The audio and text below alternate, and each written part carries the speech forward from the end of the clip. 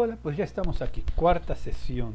Hemos empezado desde la primera sesión primero a ver qué llamamos por filosofía medieval. La segunda nos adentramos al problema del helenismo y descubrimos que para poder entender esta época no hay que fracturarla, no es una ruptura, no es como lo dice la Edad Media entre dos grandes momentos, no, hay continuidad en la filosofía. Bueno, esta continuidad de la filosofía se notó en las obras de Agustín, donde se rescató los elementos neoplatónicos y neopitagóricos de las obras de Filón y de Plotino. Pero ¿qué estamos haciendo ahora? Llegamos ya propiamente a lo que es la Edad Media.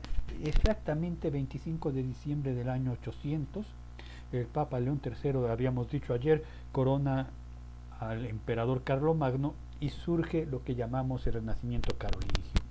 Entre el 476 y el año 800 es lo que podríamos llamar en todo caso el oscurantismo. En realidad es una época de hierro. La gente está más preocupada en pensar cómo pasar la vida, cómo sobrevivir, porque ahí vienen los bárbaros y queman las cosechas y queman las producciones, que en hacer cultura. La cultura se preservó gracias a los templos, a los conventos, a la iglesia católica. ¿Por qué? No porque fueran muy católicos los bárbaros, pero sí eran supersticiosos y entonces veían la cruz y sabían que esa casa, ese convento, ellos le decían esa casa, pertenece al Dios de los cristianos, no nos metemos con su Dios. Y se fue preservando esta idea del santuario en las iglesias y en los conventos, la cultura. Bueno, ¿qué pasó?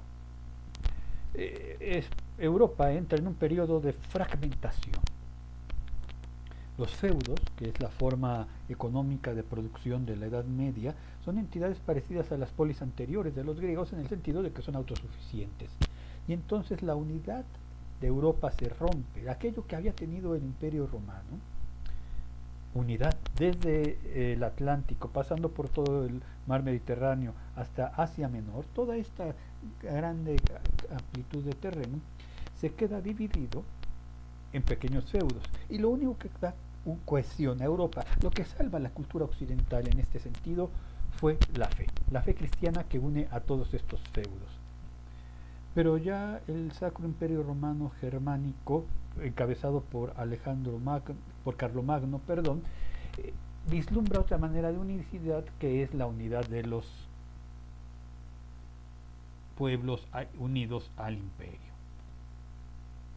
¿Qué tenemos que ver en esta sesión? En esta sesión, en estos 50 minutos, tendremos que analizar el periodo de transición para que veamos exactamente qué pasó después de Agustín hasta que empieza el Imperio Carolingio, que son los elementos importantes que deberemos tener en cuenta para un examen de conocimientos generales de filosofía. Después, analizar las categorías y características propias del Renacimiento carolingio. Y finalmente el gran problema epistemológico de la Edad Media, que es el problema de los universales. Ya hablaremos de él al final, pero es el problema filosófico por excelencia de la Edad Media. Vamos al periodo de transición. De lo que se trata es de preservar la cultura. Repito, las invasiones de los bárbaros podían haber provocado que la cultura occidental como la conocemos efectivamente sí se destruyera. Si se preservó fue gracias a las obras de hombres como los que vamos a mencionar. Bien, lo primero, ¿qué pasa después de la muerte de San Agustín? Aparece una figura fuerte de un sacerdote sirio que para hacer valer sus conocimientos firma como Dionisio del Areópago. Ustedes que son seminaristas seguramente recordarán esta figura de Dionisio que vive en el Areópago, donde San Pablo encuentra una nueva manera de predicar a ese Dios desconocido y deja como obispo de Atenas a Dionisio. Bueno, este sacerdote sirio del siglo III, del siglo VI, utilizó el nombre seudónimo de Dionisio del Areópago para que su pensamiento fuera aceptado. Sin embargo, hacia el siglo VI aparecen estos escritos, y en dichos escritos aparecen teorías originales de Proclo, por lo cual no puede ser anterior al siglo V. Y además Martín I, en uno de los concilios regionales de Letrán, lo convoca Entonces estamos hablando que nos movemos de que fueron escritos, porque ya estos escritos son utilizados en este concilio, fueron escritos por Siria, en Siria, más bien por la región de Siria, en el año 500, distando casi 4 siglos de la vida del verdadero Dionisio del Areópago. Bueno, ¿qué pasa ahí? Tenemos 4 tratados y 10 cartas que son conocidos por los filósofos medievales, mismo San Anselmo de Canterbury, San Buenaventura, Santo Tomás de Aquino, Duns Scoto, hacen referencias a estos escritos sobre los nombres divinos, sobre la mística teología, sobre la jerarquía celeste y la jerarquía eclesiástica. En estos tratados y en las cartas aparece primero una forma de hacer teología natural, acuérdense, fe y razón, que es lo que nos interesa, el Credo Dud Intelligam de San Agustín, reflejado ahora en una manera profunda de hacer teología natural. La cereza del pastel, la corona del pastel, que es la teología natural para la metafísica, encuentra su primera vertiente por esta línea de Filón y de Plotino acerca de la teología negativa. Me es mejor no decir lo que es Dios que decirlo, porque cualquier atributo que yo le diga a Dios queda corto. Esta idea es una teoría, como lo vimos, de Filón, esta teología negativa. Pero ahora es un cristiano el que la está haciendo, ya no es un judío ni Plotino, que era un pagano, es un cristiano quien propone la visión de la teología negativa. Pero en realidad reconoce que hay 2 caminos, nuestro amigo Dionisio. Estos 2 caminos son la vía positiva, que en griego se dice cataléptique, que consiste en atribuirle a Dios todos los atributos que son mejor tenerlos, o los que son positivos, en las criaturas. Y entonces yo puedo decir que Dios es amor, que Dios nos ama como un padre, que Dios es tierno, pero después nos damos cuenta que nada de lo que se predica en esta tierra a las criaturas le conviene tal cual al Creador. Y entonces pasamos a lo que es la teología negativa. Este es el momento de la cataléptique, que consiste en atribuir a Dios, dice aquí, los atributos de las criaturas y bondad, y después írselo quitando poco a poquito hasta que aparece la vía apofántica, la apófasis de Dios. Pero a Dios, dice Dionisio en estos libros, solo lo reconoceremos en la medida que le vayamos quitando todos los velos o los ropajes que le hemos ido dando en la vía cataléptica para poder llegar a la vía apofántica. Sí, hubo primero que decir algo de Dios para saber más o menos de lo que estamos hablando, pero para llegar a la esencia divina reconoceremos que nada de lo que digo de Dios es Dios. Esa visión que yo siempre digo de tu abuelita de Dios, Dios se va a enojar, pues si se enoja es que se le frustraron los planes. ¿Y puede la criatura acaso frustrar los planes al Creador, digo yo?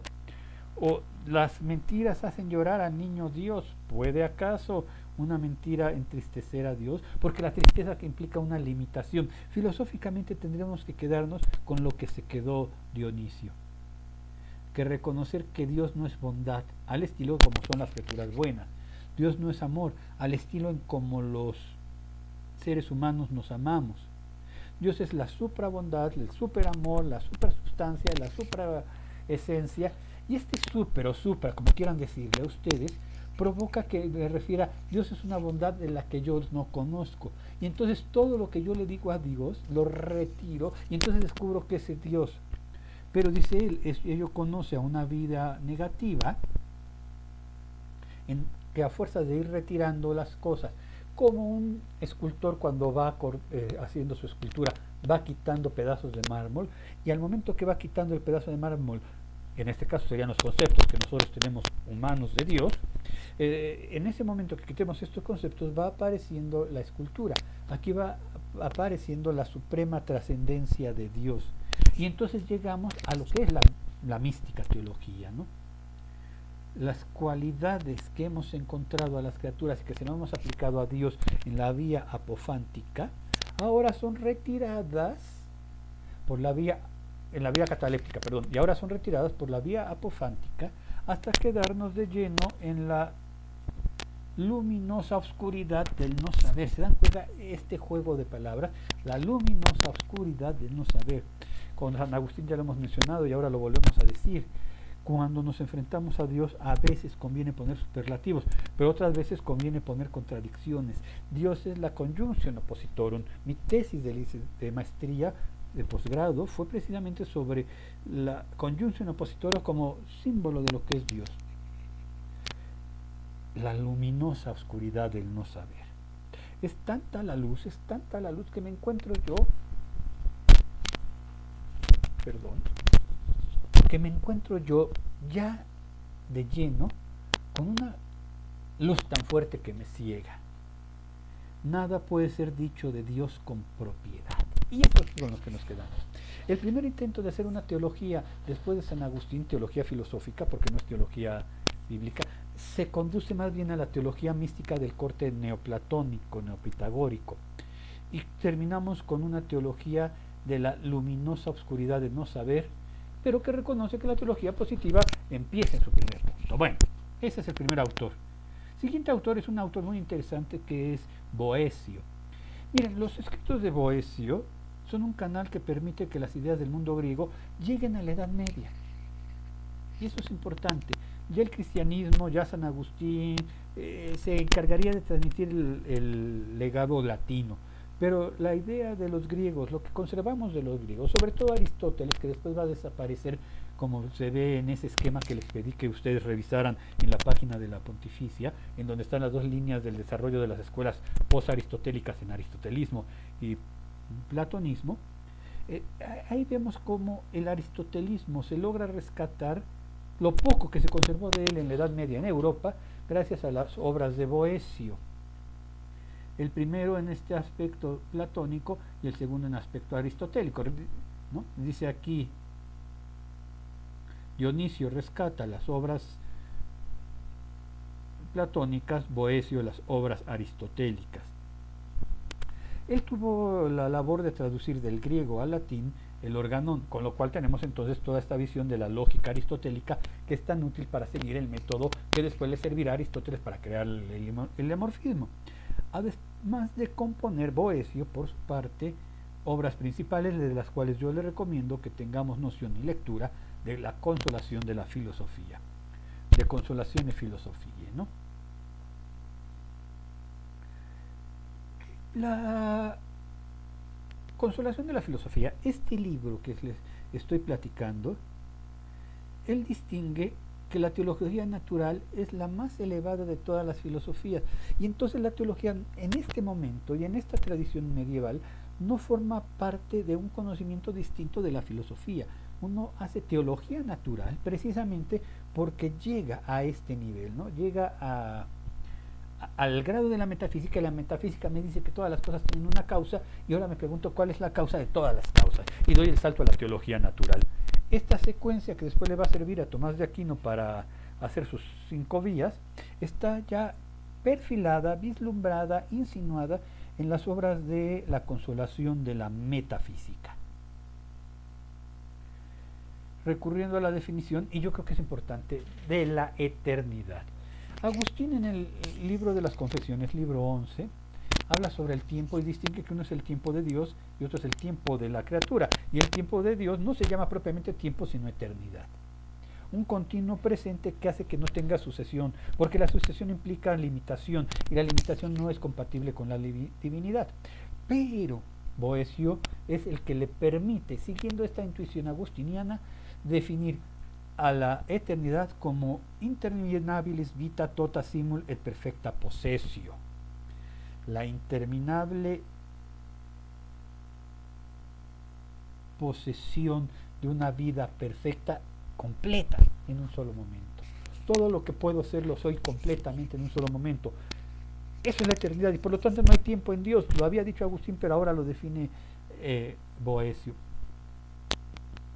Muchas de las afirmaciones filosóficas de la Edad Media, como la definición del alma como sustancia individual de naturaleza racional, o esta de eternidad como una posesión completa de una vida interminable, se la debemos a este pensador que, enfrentándose desde el bagaje aristotélico a los problemas neoplatónicos planteados no solo por Agustín, sino por toda esa línea, logra ir avanzando. Yo creo, y con eso terminamos Boecio, que también tendríamos que recordar que corresponde a él el planteamiento, como lo vamos a ver más al ratito, del problema de los universales, el problema de la abstracción, que dio vuelo a toda la epistemología, no existe epistemología, perdón, a toda la filosofía del conocimiento, a toda la teoría crítica de la Edad Media. Dionisio rescata la línea platónica, Boecio rescata la línea aristotélica, y entonces podemos transitar por estos periodos desde el 476 hasta el año 800, en donde no hay grandes producciones, sino solo conservación. Casiodoro lo tenemos ahí, que él establece las 7 artes liberales, divide las artes liberales en artes sermonciales, ¿se acuerdan? Gramática, dialéctica, retórica, las artes que tienen que ver con la palabra hablada, escrita, leída o pensada, y las ciencias reales, aritmética, gramática, música y astronomía. Las 7 artes liberales, el Trivium y el Quadrivium, es obra de Casiodoro. Pero después tenemos, busca hacer una sinopsis de la cultura a su alcance y intenta demostrar, siguiendo a San Agustín y a Mamerto, la espiritualidad del alma. Y el alma, al ser espiritual, eso es una cosa importante que tenemos que recordar, una de las pruebas de la espiritualidad, de la inmortalidad del alma, es que es espiritual. Un alma no espiritual es un alma como la de los animales, y es un alma como la de las plantas, en donde el alma puede desaparecer y morir.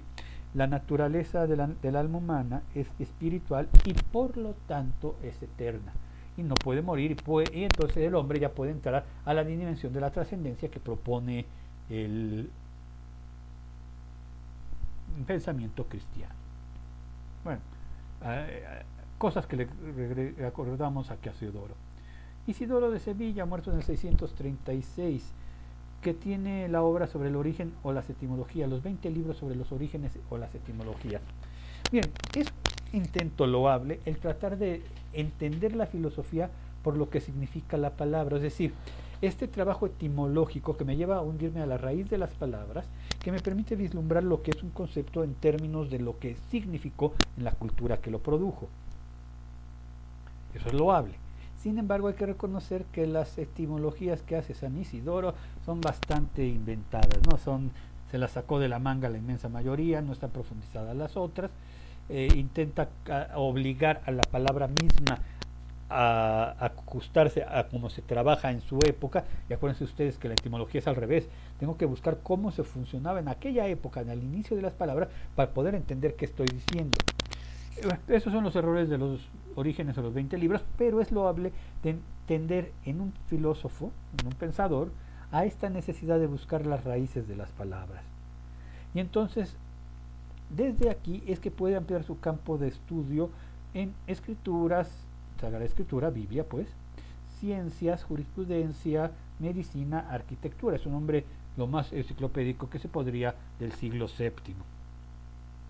Sin embargo, es importante para ustedes que van a llevar después cuestiones políticas o que les interesa este área de la filosofía, que a él le debemos el estudio del desarrollo del origen de la soberanía y la autoridad de la moralidad.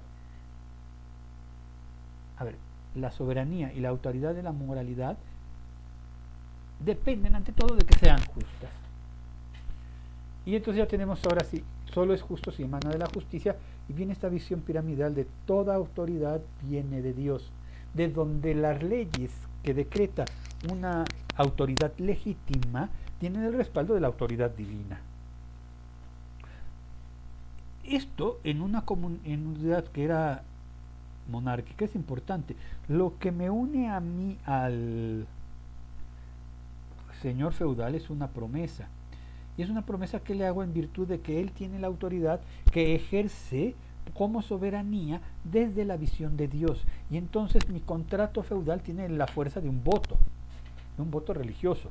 No es solo que yo después quiera transitar a otro feudo, es que me he comprometido por una promesa hecha ante Dios, porque Él es el que ha puesto a este señor a que lo voy a obedecer. Y entonces el rey tiene que seguir también esta ley de la justicia. Yo estoy puesto aquí no por mi sangre real, no por mis méritos, sino por mandato divino. Y he de dar cuenta de todos los que son mis súbditos, que me deben pleitesía, de dársela a Dios. Surge entonces esta visión de delegación de la autoridad. Esto se ve claro, por ejemplo, cuando llegamos de una vez ya al Renacimiento carolingio, que es lo que nos interesa. El Renacimiento carolingio, que es el segundo punto. Porque lo que mueve a Carlomagno a pedir que lo corone emperador el Papa León III es precisamente esta secuencia mental que tenemos desde Isidoro.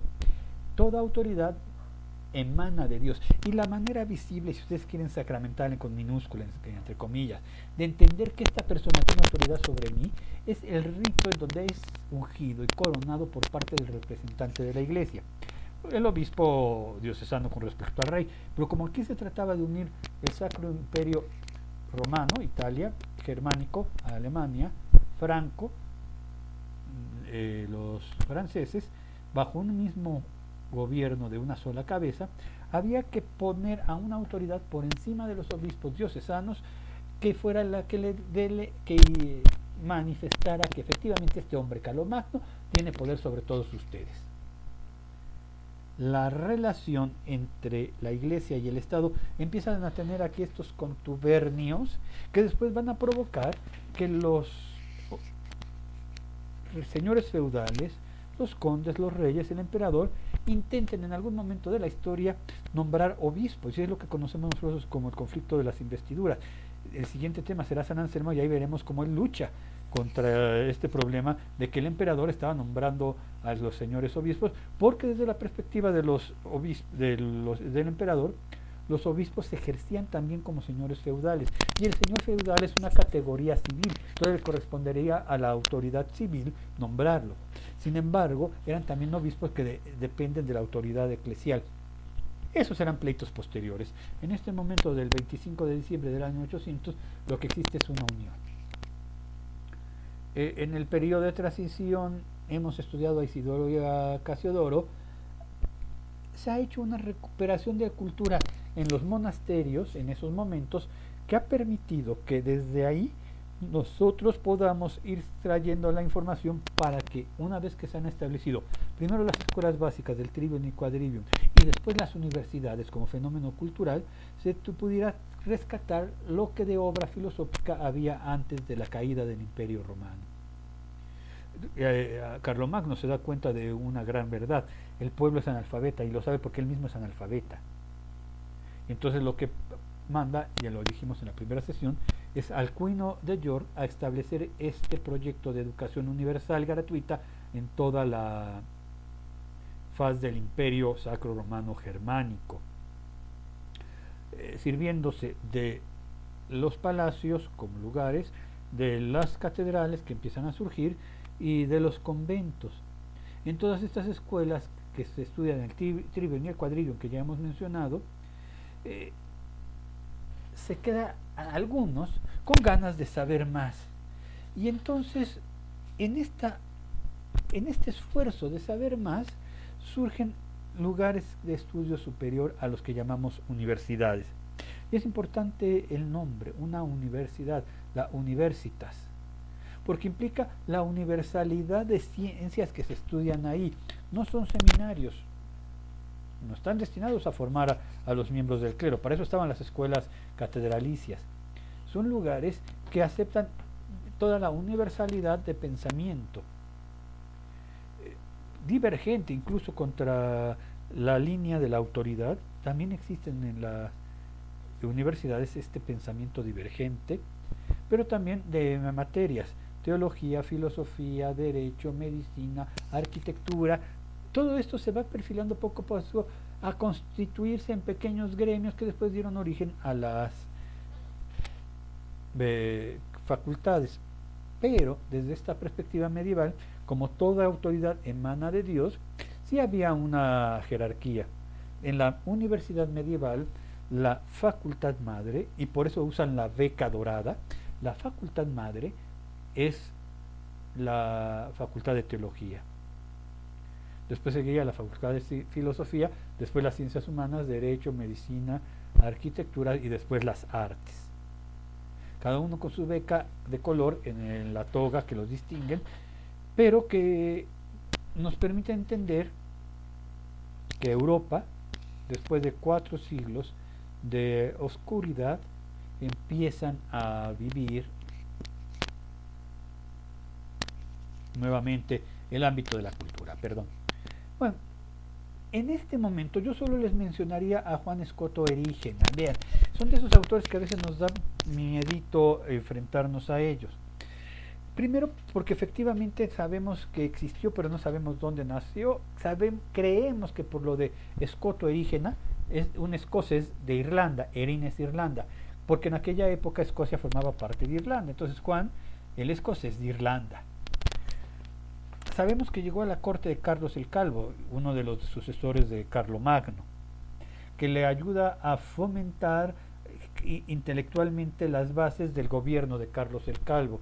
Pero después sabemos que tiene que salir huyendo porque la iglesia no ve con buenos ojos lo que está proponiendo y desaparece. De ahí ya no sabemos más de él. ¿Qué pasó? ¿Quién sabe? Desapareció. Lo desapareció la iglesia. Huía de la iglesia y lo atacaron algunos bandidos. No sabemos. El punto es que Juan Escoto Erígena representa una isla. Por favor, no lo confundan con Juan Duns Escoto, el franciscano, el de la dogma de la Inmaculada. Ese vendrá 2 siglos después. Este es en el año 800 más o menos, 900, aparece como una isla de producción sistemática filosófica original. Si Isidoro y Casiodoro le debemos la conservación de la cultura y a toda la iglesia que estableció copistas, ¿no? Porque copista no necesariamente debía saber escribir, no necesariamente debía saber escribir. El copista copiaba por obediencia, era un monje y el monje obedecía. Cópiate este libro y el monje dibujaba trazos como los iba viendo. Y así se fue conservando la cultura. Juan Escoto Erígena establece un sistema filosófico.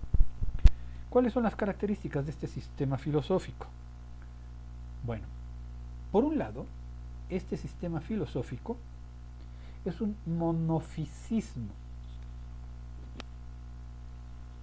o un panteísmo monofisista.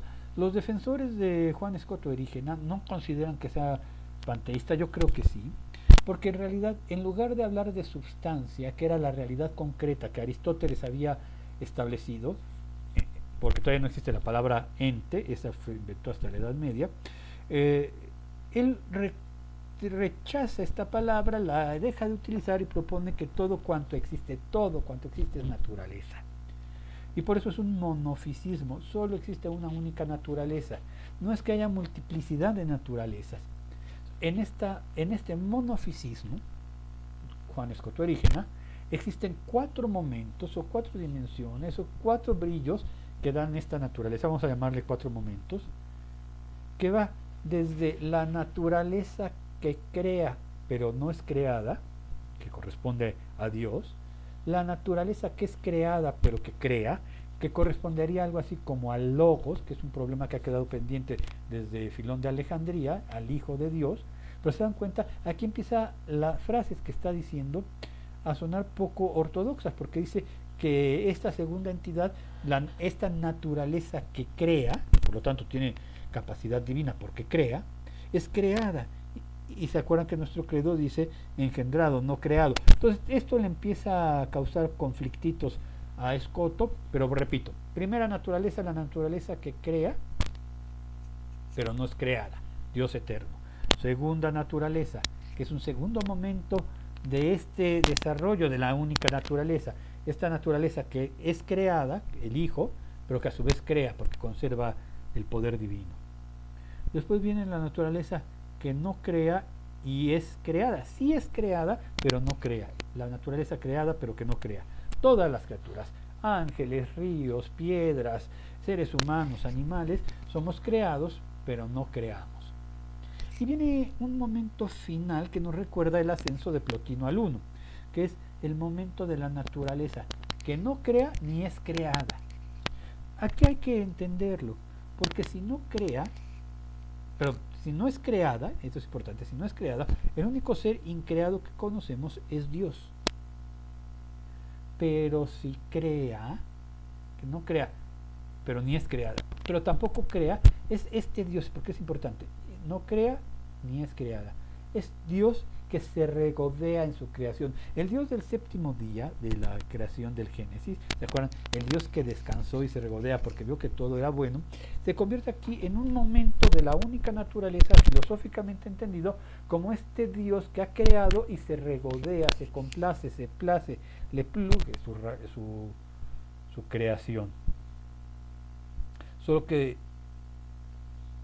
no hay temporalidad en esta naturaleza. La temporalidad solo existe en la tercera naturaleza y entonces es una perfecta creación desde que Dios creó, todo en un solo instante temporal, pero en momentos sucesivos de la creación, y es un descanso desde toda la eternidad del Dios que se recrea.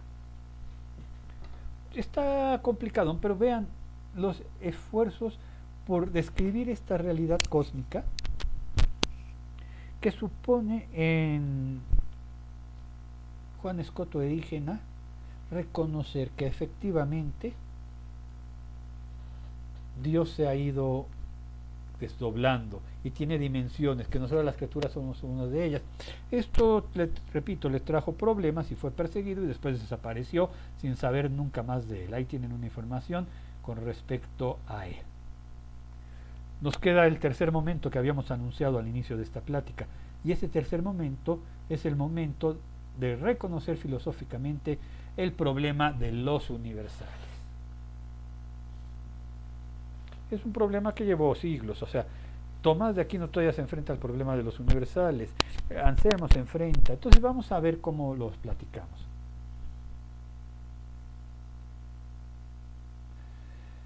Boecio, en su comentario a la Isagoge, es el que origina este problema. Ya habíamos dicho al principio de la sesión de hoy que Boecio nos va a dejar en herencia este problema.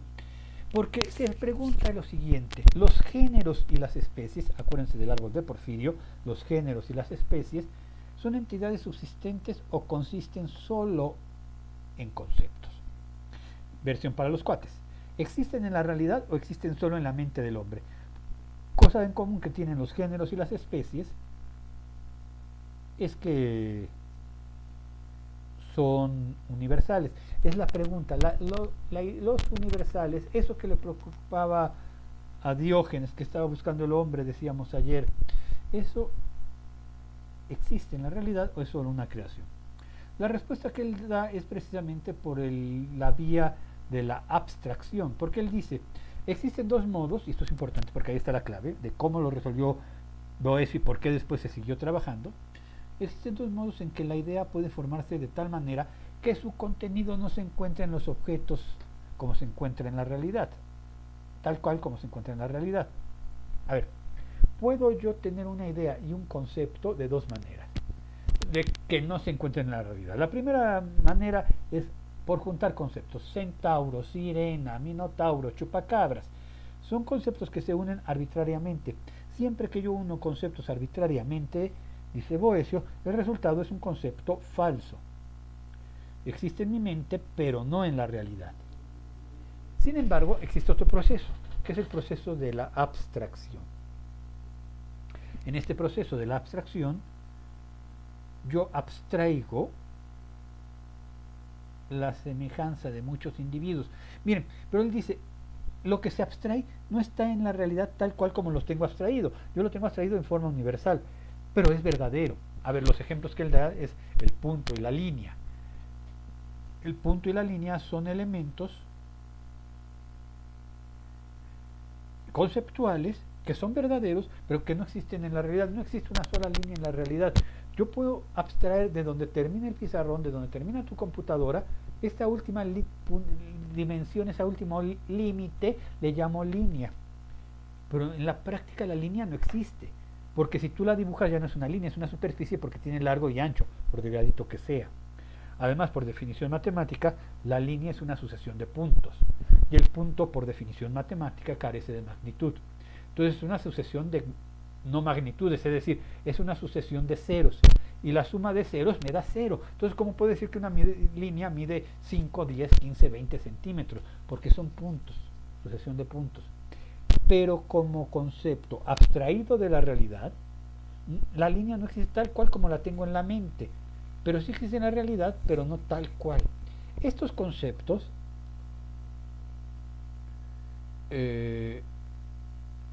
no son verdaderos, no son adecuados, pero son verdaderos. Los géneros y las especies son de este modo. No son adecuados, no están en la realidad, pero son verdaderos. Y se dan cuenta el problema filosófico que surgen ahí, no están en la realidad, pero son verdaderos. Y entonces tendríamos que ajustar nuestro concepto de verdad, y es lo que sucedió. La Edad Media intenta definir conceptos de verdad, mientras que la filosofía del conocimiento de los antiguos es más bien una nociología, explican qué se conoce, cómo se conoce. El problema filosófico del conocimiento de la Edad Media es más bien una teoría crítica, es decir, trata de establecer los límites de qué es la verdad, actitudes de la mente frente a la verdad. Y es porque precisamente se nos impuso ante la conciencia filosófica por obras de Boecio que nosotros podemos tener ideas que no están en la realidad, y entonces no siempre la verdad se establece en términos de realidad, pero que son verdaderas. Boecio dice que efectivamente así son los universales, se abstraen pero no están en la realidad. Ahora, este problema es importante porque en el fondo, lo voy a decir así tajantemente, es el problema filosófico, no solo medieval, es el problema filosófico desde siempre. Porque si mi conocimiento es de los universales, la ciencia es universal, pero los entes son particulares, existe un desfase entre mi conocimiento y la realidad. Y toda ciencia, la filosofía, la matemática, la física, no dejaría de ser sino una elucubración de la mente, es un vil idealismo. Por eso lo que tenemos que hacer es justificar que mi mente puede conocer la realidad y ver cuál es este proceso. Porque si la universalidad de los conceptos significa que solo son ideas, se crea una brecha entre conocimiento y realidad. Apaga y vámonos. No podemos conocer la realidad. Si los universales carecen de todo fundamento ontológico, se produce un escepticismo. O sea, si no hay algo de la realidad en mis universales, es una pura creación de la mente, nada de lo que conoces es real. Y entonces sí, no conocemos. Además, responder el problema de los universales afecta problemas teológicos como el pecado original y la Trinidad, que son vértebra del cristianismo. Por eso en una sociedad cristiana hubo que analizarlo. Yo quisiera que se dieran cuenta qué es lo que garantiza que yo como ser humano nazca sin deberla ni temerla ya con la mancha del pecado original. La explicación medieval, que no tiene que ser la de ahora, pero la explicación medieval era así: existe pecado original porque al pecar uno se manchó todo el género, o sea, toda la humanidad quedó manchada, entonces todo humano que venga volverá a ser manchado. En cuestión de la Trinidad, ¿qué es lo que hace a uno a la Trinidad? Son tres en un los nombres fueron cambiando a lo largo de la historia, pero desde San Agustín son tres personas en un solo Dios. Pero ¿por qué el Padre es Dios y el Hijo es Dios y el Espíritu Santo es Dios? Entonces Dios está por encima de cada uno. ¿Se dan cuenta? Hubo que resolver también esos problemas trinitarios para dejar en claro lo que ahora la teología trinitaria nos enseña. Y eso es posible gracias al problema de los universales. De tal manera que podemos decir entonces, ¿cómo plantear el problema? Dos perspectivas. Yo puedo plantear el problema de la siguiente manera. O por un lado, me pregunto, ¿cómo se producen las ideas universales en mi mente? Si fuera de mi mente no existen universales, esa es una primera pregunta. ¿Cómo se producen? Es el planteamiento psicológico. O me pregunto si existe en la realidad aquello que tengo en la mente como universal, el planteamiento ontológico. Psicológicamente es cómo se producen en mi mente, planteamiento ontológico, si existe realmente en la realidad. Bueno, a lo largo de la historia hubo tres respuestas. El ultrarrealismo, por ejemplo Platón, pero que en la Edad Media se les conoce como los antiqui, los que son los antiguos. Son la primera respuesta después de la debacle que supuso invasión de los bárbaros y el alentamiento, relativización de la vida en aquella época. Y la respuesta fue los universalia en la realidad. Existen los universales de dos maneras: ante rem, universalia antes de las cosas, ante rem. Es decir, la teoría de Platón, antes de que exista este mundo de particulares, existe la idea universal en el mundo noético, ¿no? Lo particular no dice nada nuevo de lo universal. Por ejemplo, Dios no crea una nueva sustancia cuando crea un nuevo hombre, sino un nuevo accidente de la sustancia hombre. Y esta es la visión de los platónicos. Los universalia ante rem. Pero también existen los universales en re. En las cosas están los universales. Los autores son Odón de Tournai, Herberto de Aurillac y Guillermo de Champeaux. Ahora, vean lo que significó esto, porque Herberto de Aurillac se convirtió después en Silvestre II, un papa. Y entonces esta visión ultrarrealista de la epistemología, bueno, de la teoría del conocimiento medieval, se mueve a casi canonizarse, porque lo dijo, lo defiende, lo presenta los papas, y por eso mucho de la teología medieval tiene que ver con estas ideas así, de existencias ultramodernas. El nominalismo es la segunda respuesta, que dice no es cierto. Nada de lo que conozco es verdad, no existe en la realidad, son puros nombres, etiquetitas que yo voy pegando a las cosas y hasta ahí las debemos mencionar. Es una invención meramente humana, no existe algo así como la sustancia, la esencia, el ente. Y los que tenemos ahora como defensores de un realismo que llamaríamos moderado son Lanfranco, que fue maestro de San Anselmo, y Pedro Abelardo, que es representante de un grupo que en la época de San Anselmo se llamaban los dialécticos, que decían que era más importante la razón que la fe. Lanfranco y San Anselmo pertenecen todavía a esta época de la fe y la razón son importantes. Por eso fides querens intellectus, decíamos el día de ayer, la fe que le pregunta a la razón. Por ahí les dejo para que ustedes revisen ya con calma en la tarde la información acerca de Pedro Abelardo, pero vamos a saltarnos al problema de los universales en Pedro Abelardo. Él nos dice: si la esencia específica contiene cuanto pertenece al individuo, no habrá más que un solo hombre y una misma esencia es portadora de propiedades opuestas entre sí, y por lo tanto el realismo es en contra del principio de no contradicción. Problema lógico. A ver, si efectivamente existen los universales, existe la idea del hombre, y dice Pedro Abelardo, la idea del hombre es al mismo tiempo lo que es todo hombre, y todo hombre puede ser güero o moreno, hombre o mujer, alto o chaparro, o gordo o flaco, esbelto o mediano. Entonces se dan cuenta, tiene características diferentes, y entonces dice, una esencia que tiene características contradictorias, más que diferentes, contradictorias, es inexistente. Lo contradictorio es ontológicamente inexistente y epistemológicamente incognoscible. Entonces no se puede conocer la verdad de los universales. Luego entonces no existen los universales.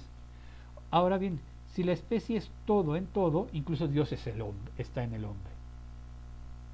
Porque la universalidad de Dios, que es todo en todo, está en el Dios, y se conduciría a un panteísmo. Y finalmente, si la individualidad está en cada cosa, ¿cómo es que la mente puede encontrar semejanzas que produce la idea de los subconjuntos especies o del conjunto género, ¿no? La respuesta es la siguiente, dice Pedro Abelardo. Lo que es real es lo individual, eso sí existe en la realidad. Solo se da verdadera ciencia de los particulares, contradice ahí Aristóteles, que dice que de lo de particular no hay ciencia. Los universales son solo opiniones, representaciones, imágenes confusas, pero no son meras palabras. Pero tampoco es verdadero saber. O sea, de alguna manera los particulares me provocan esta idea de los universales. El hombre solo puede conocer por accidentes. Los universales son res ficta, son palabras generales. No menciono más de San Anselmo y Lanfranco porque es momento de otra sesión, el tiempo se me está acabando. Espero pues entonces que haya quedado claro estas expresiones. Vamos a dar nuestro último repaso. El periodo de transición sirvió para conservar la cultura. Nombres importantes: Dionisio, Boecio, Casiodoro e Isidoro. El renacimiento carolingio provoca la explosión otra vez del conocimiento, creando escuelas que a la larga se convierten en universidades, que dan origen a una época que se llama la escolástica, en donde el problema a tratar, y hasta la fecha cualquier filósofo tiene que responder al problema de los universales. Ultrarrealismo: los universales existen aparte de las cosas, o en las cosas. El problema del nominalismo: los universales son puros inventos. O el problema intermedio: no nos quedemos con la idea que vimos ahorita de Pedro Abelardo, sino de los escolásticos posteriores, que dice, junto con Boecio, abstraje la idea universal de mi pensamiento, del objeto real, y lo puse en mi pensamiento, pero tienen una realidad. Puede que no sea verdadera, pero no es falsa. No es verdadera, pero no es falsa. Hasta aquí, muchas gracias.